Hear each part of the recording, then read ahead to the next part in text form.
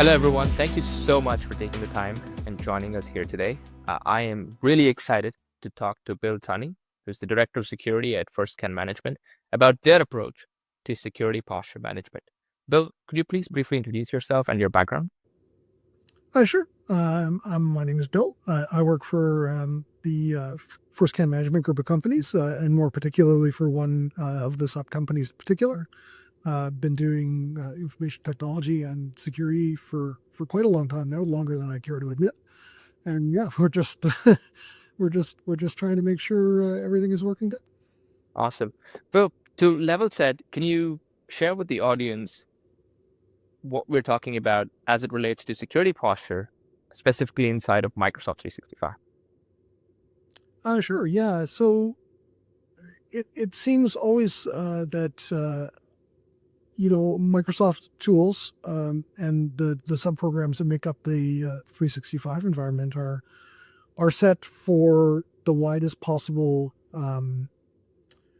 use cases. Essentially, they have a lot of settings enabled that allow less secure connections, less secure interactions, and hardening through the use of security posture management. Some of those controls means that in general your working environment will be far more secure. Right. You said there's a lot of configurations and settings. I tried to do the math, and just in Entra alone, there's roughly 50 individual pages of configurations that you can manage. And to your point, Microsoft, when they push a new configuration out, they genuinely leave it on by default so that they don't want to accidentally break anything. But that obviously has unintended consequences downstream. I briefly mentioned Entra. Are there other areas inside of Microsoft 365 that you find particularly useful to go and look at as it relates to Well, I the mean, posture? Yeah. a particular concern is the interaction kind of environment. So it would be Exchange and Teams. Teams has probably one of the widest, least compliant set of set of controls or control settings, just because they want, and some of them kind of are inherited from Skype. And the older your tenant is, the more are open. It's just it's a large area of concern, I think, and should be a large area of concern for anybody that's looking to harden their environment further. So Exchange that the widest amount of exposure your environment has is through your users, and that's through your communications channels. So that would be Exchange and Teams, and that's, I think, where you'll see the most uplift in terms of protection. Right. And you've been a part of the design partner program at Abnormal, which has given you sort of a front row seat to the development of security posture management product that we have here. What are some of the things that surprised you when you turned the product on for the very first time? How many? Um, and how many were kind of not what the recommended, Mm. the recommended controls configurations were. There's a lot of as you said, there's a lot of settings in there, and there's a lot of settings that CIS recommends that differ from what the Microsoft defaults are. So yeah, just the sheer pages and pages of them when we first turned the product on, for sure, that was kind of a little unsettling.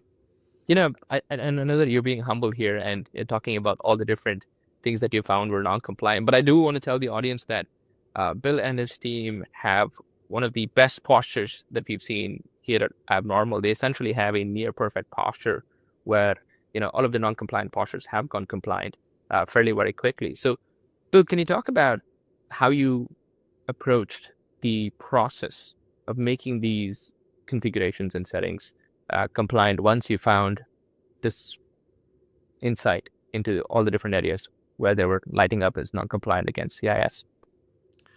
Yeah, I mean, it's kind of a matrix, kind of decision matrix. We evaluated based on a lot of my personal experience around what would affect our environment the least, but provide the most amount of relief or the most amount of risk reduction. and then try to prioritize the balance based on Mhm. uh, based on minimizing the friction for users and systems, and then just working them through our change process and making sure that everybody is aware of what's happening. Right. And to sort of contrast, there is obviously Microsoft Secure Score, which offers some level of insight into what the posture looks like currently. Um, when you decided to bring security posture management, alongside that, or rather on top of that, what were some of the values that you gained or benefits that you gained from having the abnormal platform? It's hard to put it's hard to quantify proactive security. It really is, because hey, we did all these things and it improved our security without a doubt. Mhm. But it's hard to put a number, or we've reduced, you know, number of incidents or anything like that. It's really, really hard. It's really, really hard to say.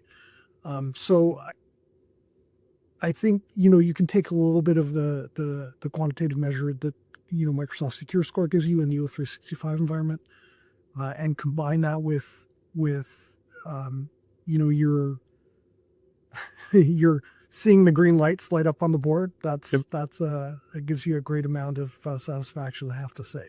And just watching your trend over time, and watching the drift log to make sure that stuff that you change isn't inadvertently changing back, or through perhaps well-meaning but uninformed administrators changing settings. Right. So there's obviously, one part of the process, which is finding these non-compliant configurations and then making them compliant. And then the second half, which you briefly just touched upon, is the drift log. When things do go out of compliance, you went and figured out, who made that change and how to make it compliant again. Can you walk through the process you employed to essentially, go from finding non-compliant configurations and then routing it through the respective teams to make sure that they were compliant? And maybe perhaps even touch on, the decisions you took in terms of whether something is worth acting on and, when something was an acceptable risk. Right. Well, so I mean, I think you need to first make sure that you are internally aligned in terms of who owns the specific systems or data that you're working on, and make sure that you solicit their input and feedback when you're trying to design an action plan to address vulnerabilities. You have to give them kind of like the inherent risk of what the specific misconfiguration is in the specific system, and some of the possible possible results of a compromise in that specific area, and then tell them what we can do in terms of applying controls, and then what we anticipate the residual risk to be, if any, at the end of the process, and give them the opportunity to be involved in the process, uh, to participate in the change control process, because I think that drives a little bit more organizational awareness of the security of the systems, and realizing the knock-on effects of some of the decisions that you make is very important for, I will say, especially for newer management team members. But sometimes IT in the past has long managed that stuff kind of in the background, and it was always understood by us that there was inherent and residual risk in some of those processes, but it was never really communicated to the people that were the system owners. Got it. So how do you approach remediation of these risks? There's some insights that the product natively offers, but can you maybe give us an example of, let's say you found in the Teams example, right? If you found a posture that was non-compliant against CIS benchmarks that you now have visibility into, what happens after that in terms of how it gets routed and assigned to the different teams? Yeah, so we're basically cutting and pasting all of the utility from the posture recommendation in abnormal into our change control process. It gives a pretty good output of a very good output of the remediation steps. Saves us hunting through documentation. In areas where there are specific caveats, it includes those as well, so that we don't stub our toes while we're doing some of those implementations, or do the pre configuration first. And yeah, so it's just a great tool. And then you can see, your status go from under investigation to resolved, and it turns green. And man, that's very satisfying, I have to say. So It was incredibly satisfying for us to see your organization, when we just open it up, it's a green traffic signal, and you always enjoy getting all greens across the board. And you initially did this across, one single tenant in your massive organization. You have all the additional tenants. What are some learnings you're taking from, doing this in this one targeted area, and then now try to bring it to the other areas of the organization? yeah, it's tough because different organizations, while we have, like, you want to say, dotted lines or Sure. common reporting to senior executives and to the board, a lot of those organizations are differently resourced. So it's Mhm. very difficult to be dictatorial in terms of, you'll do this and then you'll do this and then you'll do this. So we have to, align the best bang for the buck with their internal resource availability to make sure that we can get at least the very impactful changes done, the most impactful that we can manage, and progress the security stage by stage. I think that that's one of the really interesting benefits that nobody ever really thought about was the very small incremental changes, because none Mhm. of them. It's not like a huge project. You don't have to stand up a project team. You don't have to do a whole bunch of stuff. All you have to do is just know your environment and have a little bit of good change control, and then you can make very small incremental improvements that will noticeably improve the security posture of your organization. So So, that's transitioning that to the rest of the companies it's an ongoing process, but we're still working through it. fantastic. And so for those in the audience that are listening to this conversation and they're considering embarking on this proactive initiative of where you harden your security posture, where would you recommend they start? What are some things that they should know about? Um, I think turning it on. I think turning it on, you'll be a little surprised by what you see, and especially the older your tenant, the more of that, both like insecure defaults Mm. that Microsoft used for years and years and years that have never been corrected, and some of the, or administrative drift, you could call it, like settings that were changed by administrators for perhaps good purposes, perhaps without knowing what the knock-on effect or the effect on the residual risk is. So Mhm. I think you'd be surprised by what you see. And then to get started, man, just pick something, pick the most impactful areas, and start the most impactful areas for you. And it'll differ by organization.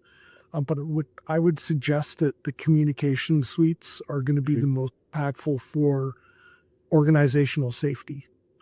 Um, because they're currently, to preserve interoperability between commercial tenants, government tenants, and private industries, and then private individuals. Mhm. Some of those settings are completely wide open, and you really need to look at them. Yeah, it's that's very good advice because I'm briefly thinking about a headline I read about 3 months ago. It was regarding Teams where they had a default configuration which allows somebody to initiate an external call to your organization's Teams tenant as long as they have a Teams tenant. And there was this threat actor group out of Russia that was essentially spam bombing the user and then calling into their Teams instance because they had this configuration enabled by default, pretending to be the IT team, saying, "Hey, we're seeing lots of users getting spam bombed. Are you one of them?" And obviously the user was like, "Yes." "Oh, in that case, just re-authenticate and we'll It's fix it." interesting anecdote that you've chosen, because one of our companies got hit by that very Oh same wow. attack. Oh wow. So, and they had not performed those hardening steps. So that Mm. highlights the importance of them.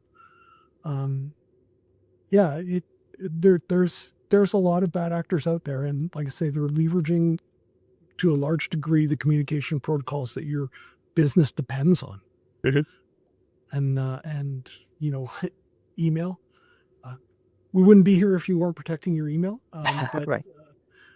if we can leverage that same protection into other areas of the platform, I mean, yeah, it's silly not to. That's it. That's a great point, Bill. Final thoughts, Bill. How would you like to see this security posture product evolve? Oh man, everything everywhere all at once, right? The quote unquote single pane of glass conversation. We would love to see all of the posture for all of our SaaS platforms in one location. Preferably with a vendor that's responsive. I think that's a natural evolution of the product to the degree that you can manage it. Your entry points with email providers, the large scale email providers is a great entry point. But there's a lot of folks with AWS environments that you probably may not be reaching right now just because they don't really supply email services. So Awesome. Yeah, everything everywhere. We want to see everything everywhere all at the same time. That is very good feedback that I will take back to our product team. Bill, thank you so much for taking the time and talking to us and sharing some best practices on how teams that are listening who don't have a security posture management program, and how can they put a robust program in place. Thank you again for this conversation. For those of you who are listening, if you're interested in finding out more about security posture management from Abnormal, I'd recommend you go visit our website. If you're already an existing Abnormal customer, then please reach out to your account team and they can talk to you about how you can try security posture management. Again, thank you for giving us your time, and hope you all have a great rest of your day.